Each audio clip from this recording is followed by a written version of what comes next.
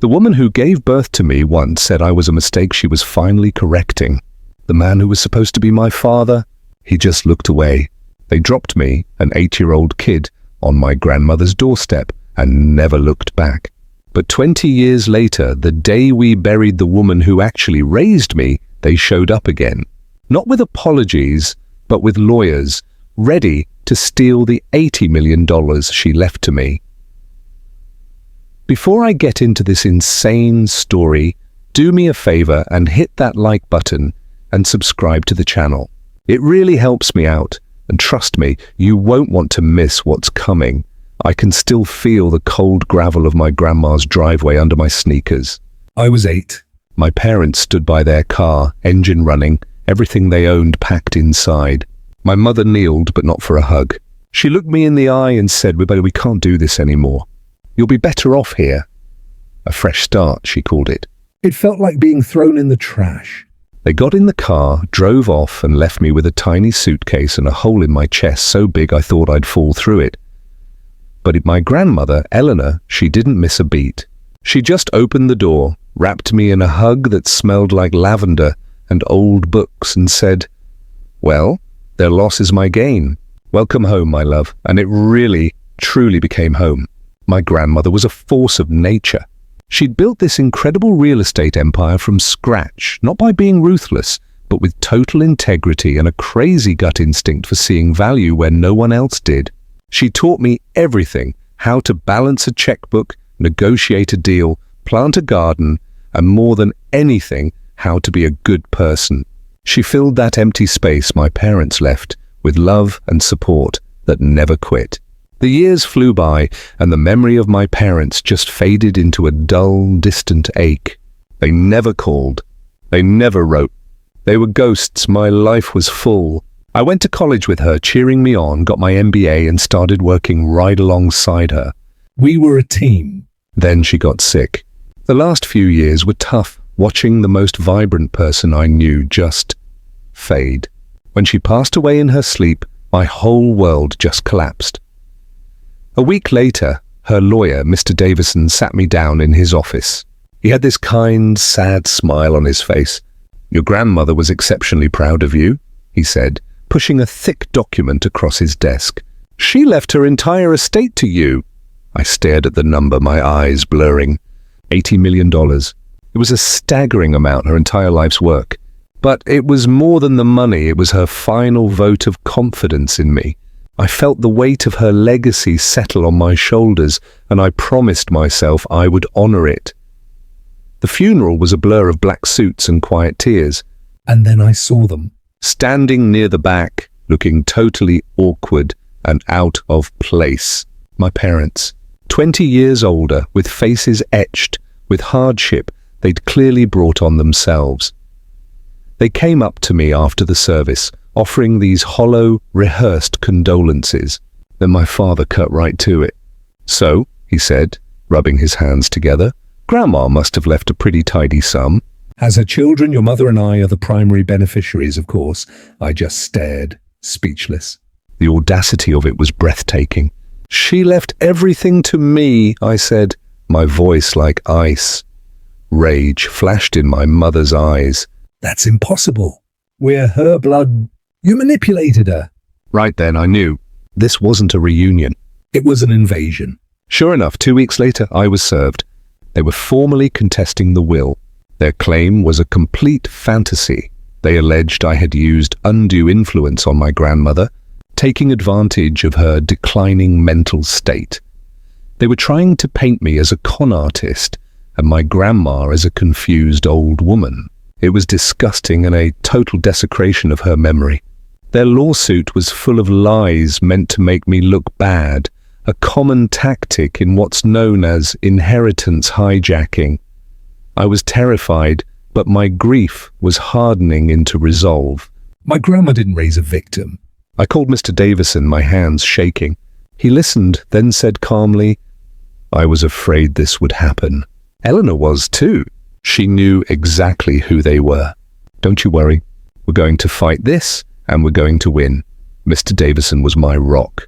He was more than a lawyer. He was the guardian of my grandmother's legacy. He had an idea. "Let's hire a private investigator," he said. "If they're this desperate, they've got a messy past.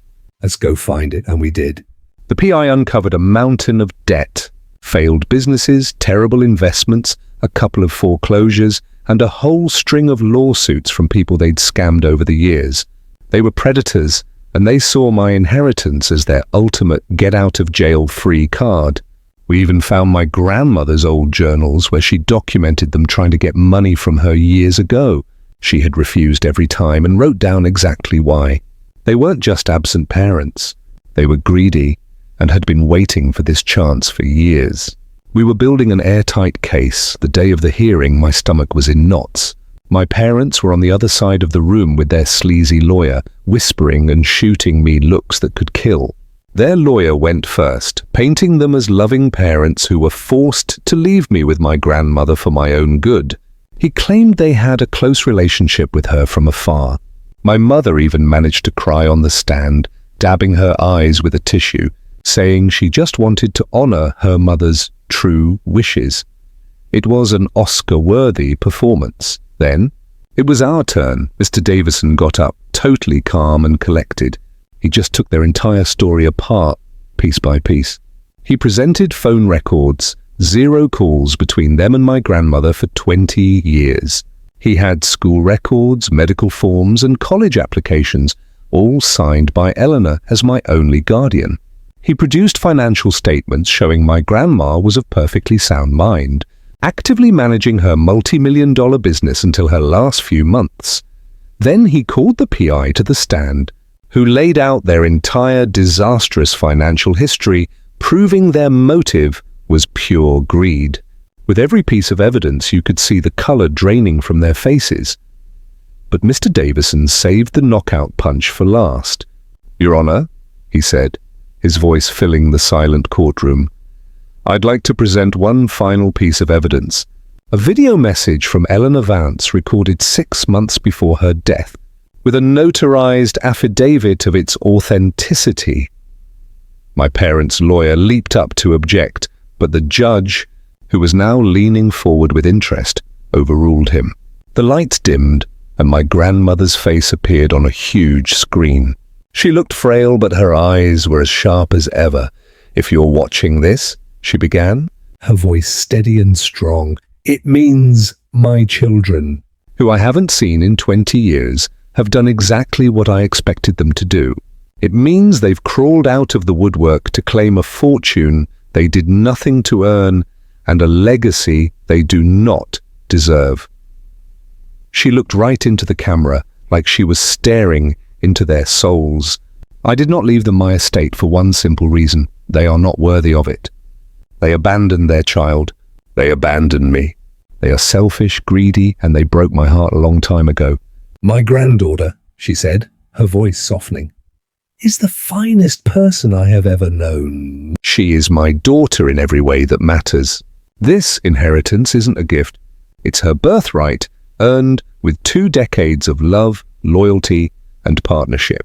It is the culmination of our life together." She finished with, "I trust the justice system to see this for what it is. A final, desperate con. Uphold my will.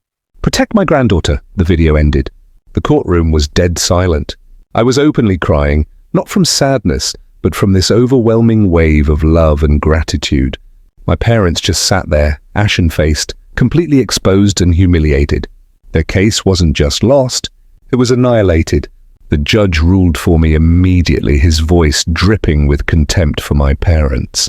He dismissed their case with prejudice, which means they can never, ever file it again. And he warned them they were lucky they weren't facing charges for perjury and fraud. Leaving that courthouse felt like taking my first real breath after being trapped in a toxic room for years. The legal battle was over, and the ghosts of my past were finally gone. They tried to wound me one last time and they failed. Even from beyond the grave, my grandmother protected me. It's been a year now. I've taken over my grandmother's company, and I'm proud to say it's more successful than ever. But her real legacy isn't the money. It's the lesson she taught me family isn't about blood. It's about who shows up. It's about who loves you and who makes you feel like you're home. To honor her, I used a portion of the estate to launch the Eleanor Vance Foundation, which helps at-risk and abandoned children. I want to give others the same chance she gave me. As for my parents, they've faded back into whatever hole they crawled out of, leaving nothing behind but a cautionary tale about greed. My grandmother's final act was to make sure justice was served. It really makes you think how far some people will go for money. What would you have done in my shoes? Let me know in the comments. And don't forget to like, subscribe, and hit that notification bell for more stories. Thanks for watching.